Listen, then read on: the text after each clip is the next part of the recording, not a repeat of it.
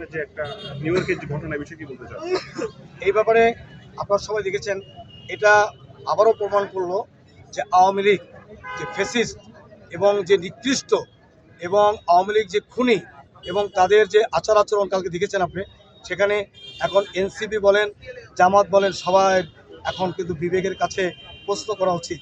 BNP আছে বলেই এই সমস্ত দলগুলোর সম্মান আছে, অতএব তাদেরকে আর ওই আওয়ামী লীগের দোষর হিসেবে জামাতকে অনুরোধ করবো যে আর আওয়ামী লীগের দোষর হিসেবে এনসিপি এবং জামাত আপনারা আওয়ামী লীগকে পুনর্বাসন করার চেষ্টা করেন না।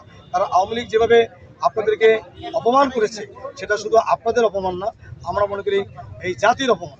অতএব এই আওয়ামী লীগের যে সমস্ত ওইখানের লোকজন সন্ত্রাসীরা যেভাবে এনসিপি এবং জামাতের উপরে যেভাবে আক্রমণ করেছে, সেই জন্য তাদের ফুটেজ নিয়ে বাংলাদেশে তাদের যে পরিবারগুলো আছে তাদেরকে আইনের আওতায় নিয়ে আসার জন্য আমি আমাদের জাতীয় দল বিএনপির পক্ষ থেকে বিএনপি এত বড় একটা রাজনৈতিক দল কেন ফখরুল সাহেবের প্রটোকল হিসেবে আপনাদের সমর্থকের ছিল না? এই বিষয়ে কি বলবেন?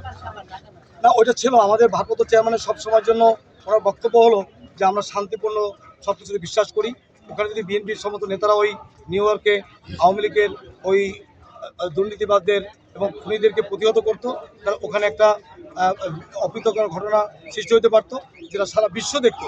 এই জন্য বিএনপি ওখানে তাদের ভদ্রতা এবং তাদের মৌনতা ওখানে প্রকাশ করছে। ওকে, থ্যাংক ইউ।